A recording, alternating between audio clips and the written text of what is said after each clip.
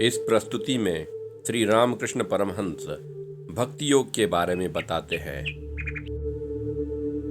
भक्ति का अर्थ है कि आपका मन एकाग्र होकर केवल ईश्वर के प्रति समर्पित हुआ है। इस युग में भगवान के प्रति संपूर्ण समर्पण बहुत ही कठिन है। संपूर्ण भक्ति करने से मनुष्य का मन और आत्मा भगवान में लीन हो जाते हैं। भगवान के प्रति सच्चे प्रेम का अर्थ ये है कि आप संपूर्ण जगत और अपने शरीर को तक भूल जाते हैं। श्री चैतन्य महाप्रभु को ईश्वर के प्रति सच्चा प्रेम था। अगर भगवान के प्रति आपका प्रेम सच्चा है तो भगवान आपसे दूर नहीं रह सकते। क्या आपको पता है भगवान को अपने भक्त के प्रेम के लिए कितना तरसना पड़ता है? वो कितना चाहते हैं कि भक्त का प्रेम मिले। एक गाय को अपने खाद्य के प्रति जितना प्रेम होता है उतना ही प्रेम भगवान को भक्त के प्रेम के लिए होता है। आपको यह हमेशा याद रखना चाहिए कि भक्त का हृदय ही भगवान का मंदिर है। ये सच है कि भगवान हर जगह प्रस्तुत है, हर जगह अपने आप को प्रदर्शित करते हैं, किंतु भक्त के हृदय में उनका विशेष प्रदर्शन है। एक सच्चे भक्त के हृदय में वो अपने आप को पूर्णतः व्यक्त करते हैं। एक सच्चे भक्त का हृदय ही भगवान का कार्यक्षेत्र है। इसी कारण इस युग में भक्ति योग का मार्ग सरल बताया गया है। भक्ति योग सहज और सरल होने के कारण आप भगवान के पास आसानी से आ सकते हैं। अन्य भी मार्ग है किंतु वो उतने सरल नहीं है।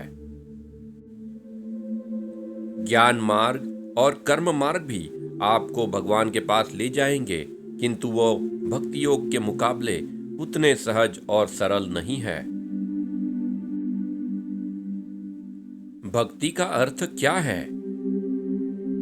नाम स्मरण करते हुए और भगवान के गुणगान गाते हुए मन को सतत भगवान की ओर लगाए रहना, इसी को भक्ति कहते हैं। एक संपूर्ण पारदर्शी कांच में आप खुद का रूप नहीं देख सकते। उस कांच के पिछले हिस्से में आप काला रंग लगाओगे तो आपको खुद का प्रतिबिंब दिखेगा। उस काले रंग को ही भक्ति कहते हैं। प्रेम 3 प्रकार का होता है: समर्थ, सामंजस्य और साधारण। निस्वार्थ प्रेम ही सबसे ऊंचा प्रेम है।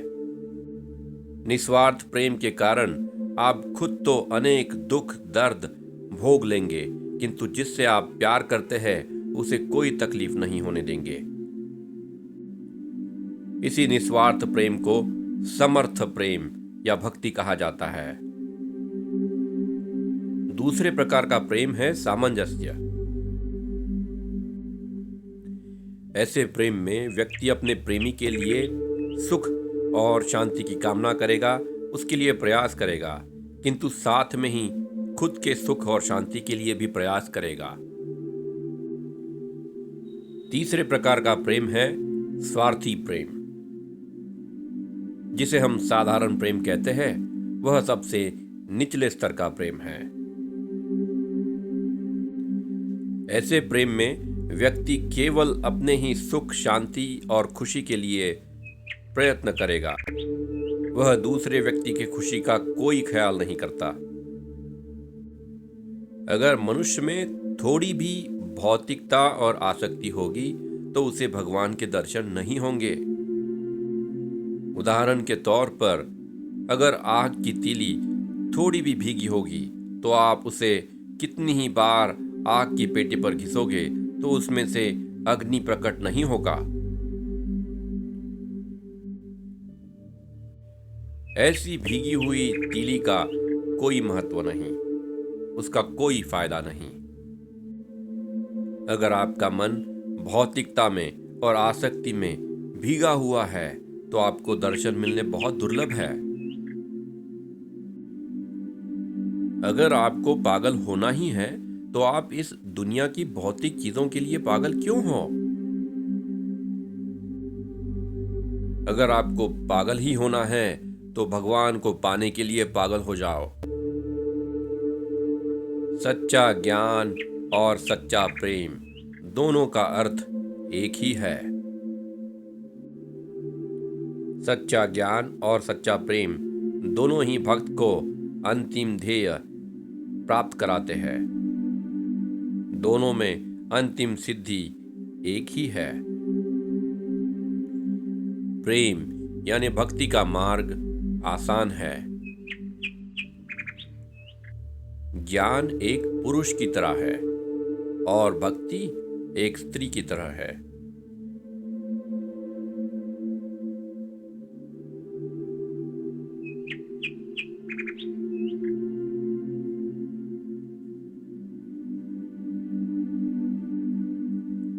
ज्ञान आपको भगवान के कार्य क्षेत्र तक ही ले जाता है, किंतु भक्ति आपको उसके महल के अंदर के कमरों तक ले जाती है।